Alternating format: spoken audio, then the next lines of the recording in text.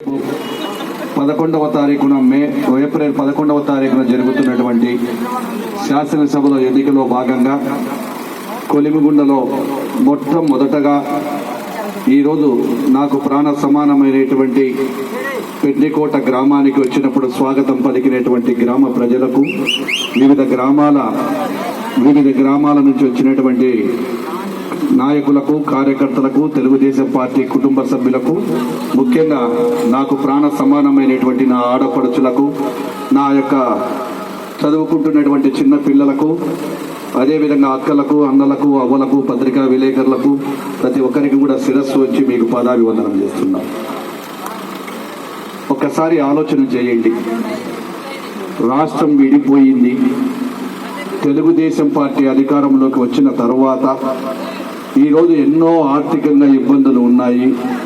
ఎన్ని ఆర్థిక ఇబ్బందులు ఉన్నప్పటికీ గౌరవ ముఖ్యమంత్రి గారు ఏదైనా సరే ఈ యొక్క ప్రభుత్వంలో ఆ రోజు ఎవరైతే పేదవాళ్ళ కోసం పుట్టినటువంటి తెలుగుదేశం ప్రభుత్వం, పేదల సంక్షేమం కోసం పుట్టిన దేశం, బీసీలలో నుంచి పుట్టినటువంటి ఈ యొక్క తెలుగుదేశం పార్టీ సిద్ధాంతాలను తీసుకొని ఎవరైతే వితంతువులు ఉన్నారో, వికలాంగులు ఉన్నారో, అదేవిధంగా ముసలివారు ఉన్నారో వాళ్ళందరికీ నేను పెద్ద కొడుకుగా ఉంటానని చెప్పి 200 రూపాయలను 2000 చేసినటువంటి ప్రభుత్వం తెలుగుదేశం పార్టీ అని చెప్పి ఇక్కడ ఉన్నటువంటి అందరూ కూడా ఆలోచన చేయాలి.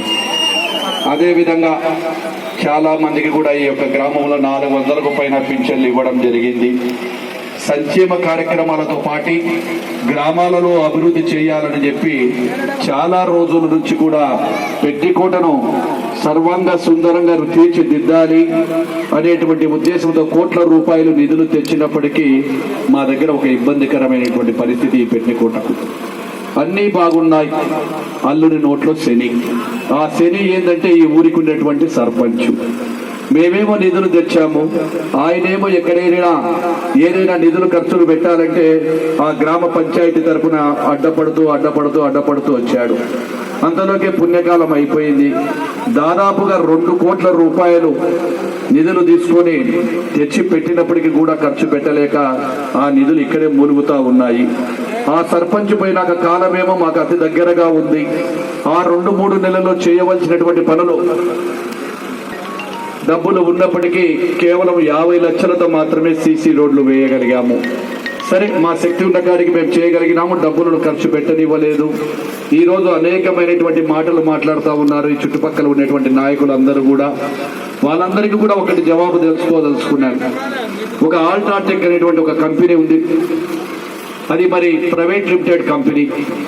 ఆ కంపెనీ యజమానులను కూడా ఇక్కడ నుంచి అడుగుతా ఉన్నాము, అయ్యా ఆల్ట్రాటెక్ కంపెనీ యజమానులు వారు, మీకు ఈ యొక్క గ్రామాన్ని దత్తత తీసుకున్నారు, మీరు ఒక వ్యక్తిని దత్తత తీసుకున్నారా, ఎర్రబోతుల వెంకటరెడ్డిని గ్రామాన్ని దత్తత తీసుకున్నారో ఛాలెంజ్ చేస్తా ఉన్నా ఈ యొక్క ఆల్ట్రాటెక్ కంపెనీ వారు. మరి ఈ గ్రామంలో కూడా మనుషులు ఉన్నారు, ఈ గ్రామంలో కూడా నాయకులు ఉన్నారు.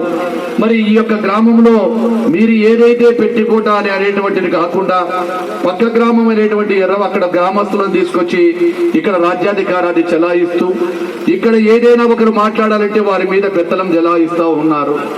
సరే, మీ కాలాలలో పెత్తనాలు ఉన్నాయి, పెత్తనాలు చెలాయించుకున్నారు, కొన్ని రోజుల పాటు రాజ్యాలు ఏలారు. గతంలో కూడా నవాబులు ఏలారు, రాజులు ఏలారు, రాజ్యాలు వాడారు, పాలగాళ్ళు కూడా రాజ్యాలు ఏలారు, ముఠా నాయకులు కూడా రాజ్యాలు ఏలారు. మరి ఈ ముఠాలు రాజ్యాలు అన్ని కూడా పోవలసిన కార్యక్రమము మన తెలుగుదేశం పార్టీ వచ్చిన తర్వాత, ఎన్టీ రామారావు తర్వాత చిన్నగా కాలగర్భంలో కలిసిపోతా ఉన్నాయి. ఆ సంస్కృతి మర్చిపోయాము. ఆ సంస్కృతి మర్చిపోయిన తర్వాత మళ్ళీ ఇప్పుడు కొత్తగా మొదలవుతా ఉంది. నేను ఈరోజు 2009లో ఇక 14వ సంవత్సరంలో 2009లో ఎవరెవరు పోటీ చేశారో ఒక్కసారి ఆలోచన చేయండి. 2009లో ఆ రోజు చెల్లా రామకృష్ణారెడ్డి గారి మీద ఎర్రబోతుల వెంకటరెడ్డి గారు పోటీ చేశారు. ఎర్రబోతుల వెంకటరెడ్డి, చెల్లా రామకృష్ణారెడ్డి ఇద్దరు బద్ధ శత్రువులు, రాజకీయ శత్రువులు. గతంలో కూడా ఎన్నో కార్యక్రమాలు మంచివి ఎవరికి ఎవరు చేయాలన్నా, ఎవరెవరు చేసుకోవాలన్నా ఒకరికొకరు చేసుకున్నారు. ఆ ఎలక్షన్లు అయిపోయినాయి.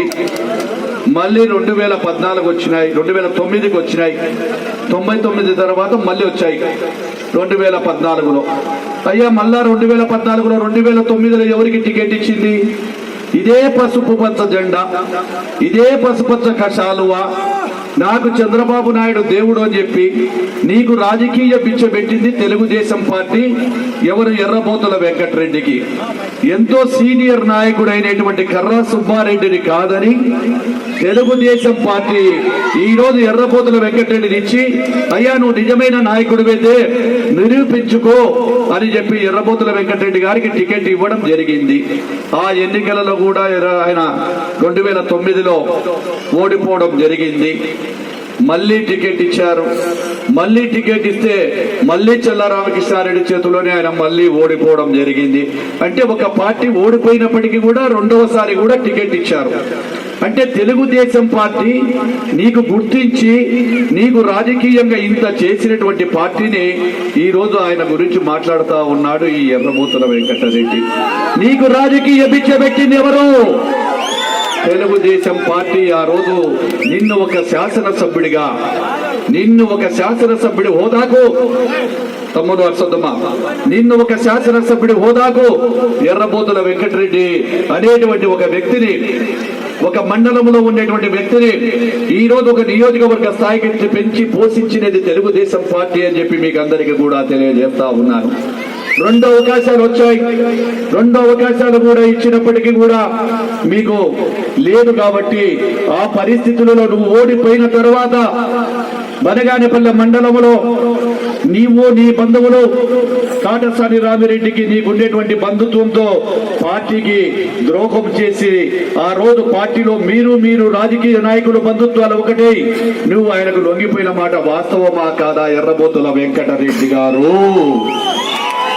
మీరు ఆ రోజు కాటసాని రామిరెడ్డి మీద పోటీ చేసినప్పుడు తొడలు కొట్టుకున్నారు, మిసాలు తిప్పారు, ఛాలెంజ్లు వేశారు. రైట్, ఆడికి కూడా ఒకసారి అయిపోయింది. మళ్ళీ 2014లో బనగానేపల్లె మండలంలో నియోజకవర్గ ప్రజలందరూ కూడా కాటసాని రామిరెడ్డి గెలిచిన తర్వాత నియోజకవర్గం అనాథగా మారిపోయింది. తెలుగుదేశం పార్టీ కార్యకర్తలు అనాథగా మారిపోయారు. ఎవరికి దిక్కు ముక్కు లేకుండా పోయింది. ఆ తరుణంలో నన్ను చంద్రబాబు నాయుడు గారు పిలిపించి, ఎదురుగాలి వస్తా ఉంది, అక్కడ మంటలు మండుతా ఉన్నాయి, అక్కడ అగ్నిగుండం ఉంది, బనగానేపల్లి అంటే ఒక అగ్నిగుండం. ఆ అగ్నిగుండాన్ని చూస్తే మహామహులు కూడా పారిపోయి వచ్చి ఇదే కొలింగుళ్లలో ఇదే యొక్క వాళ్ళ గురువులో ఈ యొక్క ఎర్రబోతుల వెంకటరెడ్డి గారు వాళ్ళ గ్రామంలోనే సంసారంలో ఉండిపోయినటువంటి మాట వాస్తవమా కాదా? అది వాస్తవమా కాదని ఆయన కూడా, ఎందుకంటే ఆయన అభిమానం అంతా ఇక్కడ ఉన్నారు, ఆయన ఎర్రబోతుల వెంకటరెడ్డి గారి బంధువులు ఉన్నారు. ఆ రోజు వాళ్ళు కూడా నాయనపల్లిలో ఉండి మీరు ఆ యొక్క నియోజకవర్గాన్ని అనాథలు చేసినప్పుడు ఆ అగ్నిగుండం మండుతా ఉంది, ఆ అగ్నిగోళాలు మండుతా ఉన్నాయి. జనార్దన్ రెడ్డి నువ్వు దాటగలవా? దాన్ని దాటుస్తావా? నీకు ఏమైనా బాధ్యతలు తీసుకుంటావా అని చెప్పి ముఖ్యమంత్రి గారు పిలిచారు. కాంగ్రెస్ గవర్నమెంట్ ఎక్కడ చూసినా కాటసాని రామిరెడ్డి దౌర్జన్యాలు, ఆ పేరు చెప్పుతూనే భయపడే వాళ్ళు. ఎందుకు మాకు రాజకీయాలు ప్రశాంతంగా ఉన్నామనేటువంటి కాలంలో కూడా ఈ నియోజకవర్గం అనాథ కాకూడదు, ఈ బనగానేపల్లె నియోజకం అనాథగా మిగిలిపోకూడదు అనేటువంటి ఉద్దేశంతో సార్ అది అగ్నిగుండమని తెలుసు, పైనుంచి కూడా బాంబులు పడతాయని తెలుసు, ఆఖరికి అవసరమైతే నా భార్య తాలిబొట్టు పక్కన పెట్టి ఆ అగ్నిగుండంలో తగిన మొట్టమొదటి వ్యక్తిని నేను.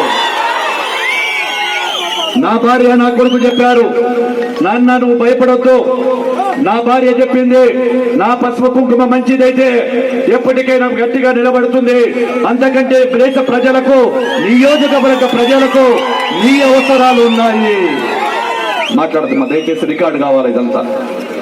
నియోజకవర్గాల ప్రజలకు నా తాలి బొట్టు కంటే కూడా నీ యొక్క అవసరం ఉంది. భగవంతుడు నా తాలికి ఎంత అవసరం ఉందో అంతవరకే ప్రాప్తం ఉంది. నువ్వు బయలుదేరు, నీ వెనక నేను కూడా అగ్నిగుండంలో దుక్కుతానని చెప్పి నా శ్రీమతి బీసీ ఇందిరా గారు కూడా నాతో పాటు ప్రయాణం చేశారు. నాకు ఈ పదవి ఊరికి రాలేదు, ఊరికి అనుకుంటున్నారు చాలా మంది. 3.5 సంవత్సరాల కాలము రాత్రనక పగలనక భార్య భర్తలు ఇద్దరమే చాలా మంది చెప్పారు, నీ భర్తను ఏమో చేస్తాడు, నీ భర్తను రాత్రికి రాత్రి గొంతుకొస్తారు. ఆఖరికి ఎలక్షన్ల కంటే ముందే 2-3 రోజుల ముందర బస్టాండ్ లో యాప చెట్టుకు నా కంఠాన్ని కడతామని కూడా స్వయంగా ఓపెన్ మీటింగ్లలో జయమ్మ గారు మాట్లాడారు. ఆఖరికి నా ఇంటి ముందరికి వచ్చింది మా చెల్లెలు. ఈ రోజు జనార్దన్ రెడ్డికి దమ్ముందా, మొలతాడుందే మొగోడైతే బయటికి రమ్మను, ఈ రోజు నా దెబ్బకు భయపడి మంచాల కింద మనుకొన్నాడు అనేటువంటి మాటలు పంటి కింద పెట్టుకొని ఆ రోజు అనుభవించాను. ఎందుకో తెలుసా, నా కార్యకర్తలు నేను ఏమైనా ఆ రోజు 2 రోజులే పోలింగ్ ఉంది, నేను ఏదైనా పొరపాటు చేస్తే నియోజకవర్గము మళ్ళీ ఎక్కడ ఇబ్బందులు పడుతుందో మళ్ళీ కావాలని వాళ్ళు రెచ్చగొడుతున్నారు.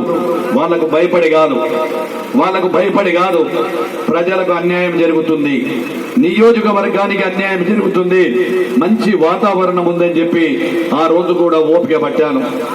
మీ అందరి దయ వలన, నియోజకవర్గం ప్రజల వల్ల ఈ రోజు మళ్ళీ ఆ రోజు నేను 2014లో మీ అందరి ఆశీర్వాదంతో గెలిచడం జరిగింది. అధికారం తెలుగుదేశం పార్టీ వచ్చింది. అధికారంలోకి వచ్చిన తర్వాత అనేకమైనటువంటి ఇబ్బందులు, రాష్ట్రంలో ఆర్థిక ఇబ్బందులు, మీకు ఇవ్వవలసినటువంటి ఏవైతే తెలుగుదేశం పార్టీ అధ్యక్షుడు పాదయాత్రలో ఇచ్చినటువంటి అన్ని హామీలు నెరవేర్చాలి. ఇక్కడనేమో కేంద్ర ప్రభుత్వం సహకరించడం లేదు, అక్కడేమో కేసీఆర్ మీరు ఈ యొక్క వదిలిపెట్టి పొండి, మీకు సిగ్గు మానం ఉంది ఆంధ్ర వాళ్లకు, ఇక్కడ మా కడుపున మా దగ్గర ఎందుకు బతుకుతా ఉన్నారు, ఇక్కడనేమో బయట కేంద్ర ప్రభుత్వం సహాయం లేదు, వీళ్ళేమో వెళ్ళిపో చీ అంటున్నారు. ఎందుకంటే స్వతహాగా కొన్ని మాటలు మీకు చెప్పాలి. హైదరాబాద్తో నాకు ఎంతో అనుబంధం ఉంది. అదే టీఆర్ఎస్ పార్టీలో ఉన్నటువంటి ఎంతో మంది నాయకులు నాకు స్నేహితులు ఉన్నారు, ఎమ్మెల్యేలు, ఎంపీలు. ఆ యొక్క వాళ్ళు కూడా అనేవారు, ఎప్పుడన్నా కనపడితే జనార్దన్ అన్న, జనన్న మంచిగున్నావా బాగున్నావా అనేవాళ్ళు.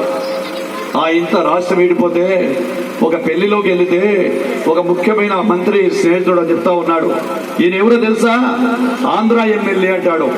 కడుపులో బాధ లేచింది, కళ్ళల్లో నీళ్ళు వచ్చాయి. సరే, మొన్నటి వరకు అన్న అన్నాడు, ఇప్పుడేమో ఆంధ్ర ఎమ్మెల్యే అంటున్నాడు. ఏమి కాలం వచ్చారా మాకు ఈ కర్మ, ఎందుకురా ఈ బతుకు బతికేదానికంటే ఎక్కడైనా కూలి పని చేసుకుని బతకచ్చు కదరా, ఎందుకురా ఇది అనుకున్నాం. అయినా ముఖ్యమంత్రి గారు ధైర్యం చేసి మళ్ళీ అమరావతికి వెళ్ళిపోయాడు. అక్కడికి ఒక కథ. మళ్ళీ ఇప్పుడు ఎలక్షన్లు వచ్చినాయి. ఆ కాలంలో చేసినప్పుడు మళ్ళీ వచ్చినప్పుడు ఎర్రబోతుల వెంకటరెడ్డి, చెల్లా రామకృష్ణారెడ్డి, కాడసాని రామిరెడ్డి, మీకంతా వాళ్ళు ఏమేం మాట్లాడుకున్నారో తెలుసు. ఆ రోజు ఇదే చెల్లా రామకృష్ణారెడ్డిని ఏమన్నాడు ఒకసారి. చెల్లా రామకృష్ణారెడ్డిని గురించి ఆ రోజు ఉన్నటువంటి కాడసాని రామిరెడ్డి విపరీతమైనటువంటి ఒక రావణాసురుడు ఈ యొక్క కాడసాని రామిరెడ్డి. మా చెల్లెలు జయమ్మ చెప్పింది, కొండ మీద కోతి చెల్లా రామకృష్ణారెడ్డి. ఆయన ఏమంటాడు, వీడు కబ్జాదారుడు, కబ్జాలు చేసేటోడు, ఈ యొక్క కాడసాని రామిరెడ్డిని కబ్జాదారుడు అని చెప్పి ఆయన ఎత్తిపోటీ మాటలు చేసి ఇష్టానుసారంగా మాట్లాడుకొని ముగ్గురు పోటీ పన్నాడు. విష్ణు, బ్రహ్మ, ఈశ్వరుడు అన్నట్టు వాళ్ళ ముగ్గురు పోటీలు పడి తిట్టుకొని అన్ని చేసుకుంది. సరే, రామిరెడ్డి గెలిచా, మళ్ళా ప్రభుత్వం వచ్చా, కాడసాని రామిరెడ్డిది. తర్వాత మళ్ళీ ఎలక్షన్లు వచ్చినాయి. మళ్ళీ నాకు అవకాశం కల్పించింది. ఆ అవకాశం కల్పించినప్పుడు చెల్లా రామకృష్ణారెడ్డి గారు కూడా నాకు సపోర్ట్ చేశాడు. ఎందుకంటే విధి లేని పరిస్థితుల్లో ఉన్నాం, తెలుగుదేశం పార్టీని గెలిపించుకుందాం, మనం అందరం కలిసి కాడసాని రామిరెడ్డి అంత చూద్దాం అన్నాడు. సరే, ఎవరు ఏమి చేసినా ప్రజాస్వామ్యంలో అప్పటికే అరాచాలు జరిగిపోతూ ఉన్నాయి నియోజకవర్గంలో. దాంట్లో నాకు కూడా ఒక భాగస్వామి అయినటువంటి చెల్లా రామకృష్ణారెడ్డి గారు దొరికారు. అందరం కలిసి పోటీ చేసినప్పుడు ఇదే కాడసాని రామిరెడ్డి మాట్లాడిన మాటలు చెల్లా రామకృష్ణారెడ్డి గురించి చెప్పాడు. అయ్యా, నువ్వేమో ఆ రోజు బివి ప్రసాద్ రెడ్డి ఒక కుక్క, ఆ బివి ప్రసాద్ రెడ్డికి కుక్కకు ఒక బిస్కెట్లు పడేసిన, ఆ బిస్కెట్లు తిని నా కుక్క నా ఎమ్మడి వచ్చింది, నా ఎమ్మడి పోయిందని బివి ప్రసాద్ రెడ్డి గారిని అనేకమైనటువంటి అవమానాలను గురి చేశాడు చెల్లా రామకృష్ణారెడ్డి. మీకు ఎవరో తెలుసునో లేదో, ఆ ఎలక్షన్లలో 1999 ఎలక్షన్లలో ఇదే చెల్లా రామకృష్ణారెడ్డి కోసం హైదరాబాద్ నుంచి వచ్చి నేను ఇదే బివి ప్రసాద్ రెడ్డిని ఆయన పార్టీలో చేర్పించి, నేను వాళ్ళ యొక్క అన్నదమ్ములు అందరూ కూడా నా ఇంటి దగ్గర ఉన్నారు. రాజశేఖర రెడ్డి గారైతే, ప్రకాష్ రెడ్డి గారైతే అందరూ కూడా ఆ రోజు నేను కూడా సహాయం చేయడం జరిగింది. ప్రసాద్ రెడ్డికి ఏమో ఇచ్చి డబ్బులు ఇచ్చానని కుక్కతో సమానంగా మాట్లాడా. ఇదే కాటసాని రెడ్డి ఏం చెప్పాడు, అయ్యా ఆ రోజు ప్రసాద్ రెడ్డి కుక్క అయితే నువ్వు జనార్దన్ రెడ్డి చేసినటువంటి బిస్కెట్లకు గజ్జి కుక్కతో సమానంగా తీసుకున్నావని చెప్పి గజ్జి కుక్క అన్నాడు చెల్లా రామకృష్ణారెడ్డి. నా దగ్గర రికార్డు ఉంది, సీడీ లేపిస్తా, సీడీలలో కావాలంటే.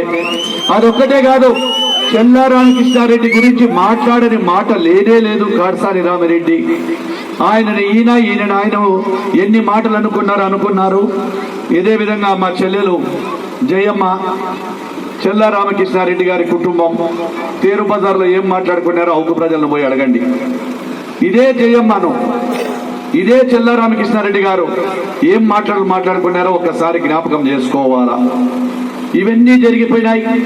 మొన్నటికి మొన్న మన పార్టీలో గెలిపించినటువంటి మనకు ఉన్నటువంటి చెల్లా రామకృష్ణారెడ్డిని ఏదైనా సరే ఆయన కూడా ఒక ఉన్నత స్థానంలో ఉన్నాడు, 2-3 సార్లు ఎమ్మెల్యేగా అయ్యాడు. ఆయన కూడా సముద్ర స్థానం కల్పించాలని చంద్రబాబు నాయుడు గారు ఆయనకు కూడా కార్పొరేషన్ చైర్మన్ ఇవ్వడం జరిగింది. ఆర్టీసీ రేమంచినల్లి రెడ్డి గారికి ఆర్టీసీ చైర్మన్ ఇస్తే ఆయన విపరీతంగా కోప్పడి నా హోదా ఏంది, నాదేంది, నేను ఏమనుకుంటే ఏం చేస్తున్నారు అని చెప్పి అందరినీ కూడా మాట్లాడడం జరిగింది. ఈ విషయాన్ని ముఖ్యమంత్రి గారి దగ్గరికి తీసుకెళ్లి, సార్ ఇప్పుడు మీరు ఇచ్చినటువంటి హోదాకు ఆయన చాలా సీనియర్ నాయకుడు, ఆయనకు తగినటువంటి విలువ ఇవ్వాలి, ఏది ఏమైనా కానీ కూడా క్యాబినెట్ ర్యాంక్ ఇవ్వాలి అని నేను పోయి అడగడం జరిగింది. జనార్దన్ రెడ్డి అదేదో ఎక్కడో పొరపాటు జరిగింది, రామకృష్ణారెడ్డి గారిని రమ్మనండి, ఆయన ఏది కోరుకుంటే ఆ పదవి ఇవ్వడానికి నేను సిద్ధంగా ఉన్నాను, రామకృష్ణారెడ్డి గారికి సముచిత న్యాయం చేద్దాము, వారిని గౌరవిద్దామని చెప్పి పిలిపించి, రామకృష్ణారెడ్డి గారు ఏమి కావాలని నీకు అడిగితే, నాకు ఏదైనా సరే మీ యొక్క దగ్గర పని చేయాలనేటువంటి క్యాబినెట్ ర్యాంక్ పదవి అయినటువంటి సివిల్ సప్లైస్ కార్పొరేషన్ చైర్మన్ చేయమంటానే ఓకే రామకృష్ణారెడ్డి గారు మీరు చెప్పినటువంటిదే ఇస్తానని చెప్పి ఇవ్వడం జరిగింది. ఇచ్చిన తర్వాత మా అన్న రామకృష్ణారెడ్డి హైదరాబాద్కు పోయాడు, ప్రెస్ మీట్ పెట్టాడు. మా యొక్క ముఖ్యమంత్రి అయినటువంటి చంద్రబాబు నాయుడుకు అన్ని కూడా ఫోటోలు ఉన్నాయి. ఒక భగవద్గీత అంటే ఒక భగవద్గీతను చంద్రబాబు నాయుడుకి ఇచ్చాడు. శాంతి స్వరూపమైనటువంటి గౌతమ బుద్ధుని విగ్రహం కూడా ఇచ్చాడు. ఒక గౌతమ బుద్ధుని విగ్రహము, ఒక భగవద్గీత, ఒక వెంకటేశ్వర శాలువ. అంటే ఎంత గొప్పవాడు ఆయన మహానుభావుడు రామకృష్ణారెడ్డి అన్న. ఎంత మనిషి, ఎంత దేవుడో చూడండి చెల్లా రామకృష్ణారెడ్డి. ఆ దేవుడు చంద్రబాబునే దీవించినాడు. అంటే భగవద్గీత చదువుకో చంద్రబాబు సారు, నీవు కూడా గౌతమ బుద్ధుడితో సమానంగా నువ్వు, ఆ గౌతమ బుద్ధుడు ఎంతనో నువ్వు కూడా గౌతమ బుద్ధుడివి.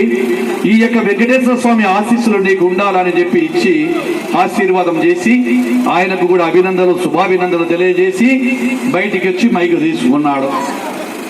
మైకు తీసుకొని ఏం చెప్పాడు ఆ రోజు, చంద్రబాబు లాంటి నాయకుడు, ఈ అనుభవం కలిగినటువంటి నాయకుడు ఈ భారతదేశ చరిత్రలో చంద్రబాబు లాంటి నాయకుడు లేడు. మళ్ళీ ఈ యొక్క నవ్యాంధ్రప్రదేశ్ బాగుపడాలన్నా, ఏదైనా అభివృద్ధి చెందాలన్నా చంద్రబాబుతోనే సాధ్యం, ఒక చంద్రబాబుతోనే అవుతుంది. అదే విధంగా ఈ రోజు ఏ సమస్య వచ్చినా ఈ రోజు ఆంధ్రప్రదేశ్ కు దశ దిశ నిర్దేశించాలంటే చంద్రబాబుతోనే అవుతుంది. ఈ రోజు గ్రామాలు అభివృద్ధి చెందాలన్నా, పేదవాడు బాగుండాలన్నా ఒక ముఖ్యమంత్రి 30 సంవత్సరాలు అనుభవం కలిగిన నాయకుడు ఈ చంద్రబాబు అని చేతులు చూపించినటువంటి మా అన్న చెల్లా రామకృష్ణారెడ్డి. 6 నెలల క్యాబినెట్ ర్యాంక్ బ్రహ్మాండంగా దేశమంతా, ఆంధ్రప్రదేశ్ అంతా తిరిగాడు. ఏ ఊరికి పోయినటువంటి అపూర్వ స్వాగతాలు పలికించుకున్నాడు. ఎక్కడికి పోయినా ఓపెనింగ్లు చేశాడు. చంద్రబాబు గురించి మంచిగా మాట్లాడినాడు. అన్నీ చెప్తా వచ్చినాడు.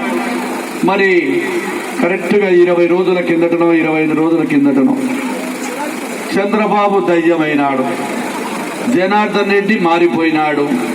అంతవరకు పొగిడినటువంటి వ్యక్తి, అంతవరకు జగన్ను ఆయన పిల్లగాడు, జగన్ ఒక బచ్చగాడు, అనుభవం లేని నాయకుడు. ఇదే రాజశేఖర రెడ్డి గారి దగ్గర పనిచేశాను, ఎన్నో గౌరవ ముఖ్యమంత్రి మన మాజీ మన ఎన్టీ రామారావు దగ్గర పనిచేశాను, ఇలా ఎన్నో కథలు చెప్పాడు. అన్ని బాగానే ఉన్నాయి. మా అన్నను ఒకటి అడుగుతున్నా, ఈ యొక్క సభ ద్వారా మీరు ఏ ఉద్దేశంతో మిమ్మల్ని విమర్శించినటువంటి గజ్జి కుక్కతో సమానంగా పోల్చినటువంటి కాటసాని రామిరెడ్డి, అదేవిధంగా మిమ్మల్ని ఇష్టానుసారంగా మాట్లాడినటువంటి ఇంకొక నాయకుడు ఎర్రబోతుల వెంకటరెడ్డి, అదేవిధంగా నిన్ను ఇంకా అంతకుముందు మాట్లాడినటువంటి కొంతమంది నాయకులు, వీళ్ళందరూ కూడా ఈరోజు కేవలం ఒకే ఒక వ్యక్తి, వీళ్ళంతా ముఠా నాయకులు, వీళ్ళందరూ కూడా పెద్ద పెద్ద నాయకులండి. నేనైతే అంత గొప్ప నాయకుడిని కాదు, నేను సేవకుడిని. మీ దగ్గర సేవకుడిని, నేను అంతే కూలి పని, మీ దగ్గర సేవకుడిని, నేను నాయకుడిని కాదు. ఒక నాయకుడు కన్నెర చేస్తే 10 గ్రామాలంతా కూడా ఓట్లేస్తారు, 10 గ్రామాలలో ఎదురు లేదు. ఇంకొక నాయకుడు 12 గ్రామాలకు ఎదురు లేదు. ఇంకొక నాయకుడికి ఇక్కడనే మన పక్కన ఉండే నాయకుడికి 4 గ్రామాలు 5 గ్రామాలు కన్ను సైగా, ఓన్లీ ఇట్లా కన్ను సైగా చేస్తే బాక్సులు ఇట్లా అయిపోతాయి. వీళ్ళందరూ నాయకులే కదా. నేనెంత చిన్న బచ్చాగాన్ని, ఎక్కడి నుంచి వచ్చినా సరే. ఇంకా ఈ మాటలలో మళ్ళీ ఒక మాట అన్నాడు మా అన్న చెల్లరాంకిస్తాడన్న.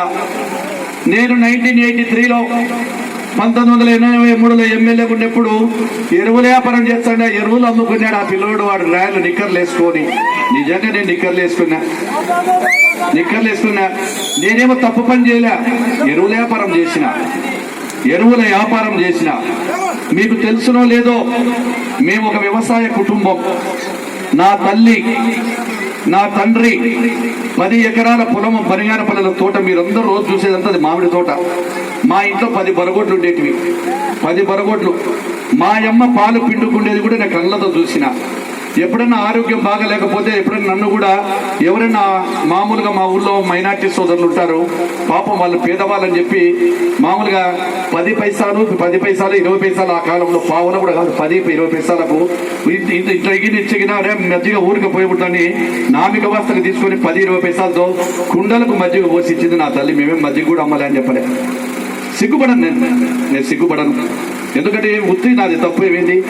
వ్యవసాయం నుంచి వచ్చిన కుటుంబం, వ్యవసాయం చేసినాము. పైకి చదువుకున్న తర్వాత ఒక వ్యవసాయం నేను ఎరువుల అంగడి పెట్టుకున్నా.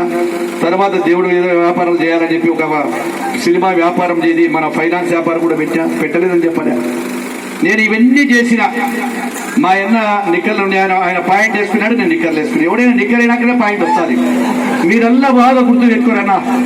ఎవరైనా నిక్కర్ డ్రాయర్ వేసుకుంటాను, డ్రాయర్ అయినాక నిక్కర్ అయినాక ట్రౌజర్ వస్తుంది, లేకుంటే అడ్డపంచి వస్తుంది మనకు. సరే అంటే అన్నాడు, లేనుకున్నా. నిక్కర్లు వేసుకున్నాడు, నువ్వెంత నేనెంత అని. అనిల్ అంబానీ అంతకంటే వాళ్ళ నాయన పెట్రోల్ బంకులో తుడిచేవాడు, పెట్రోల్ పోసేవాడు.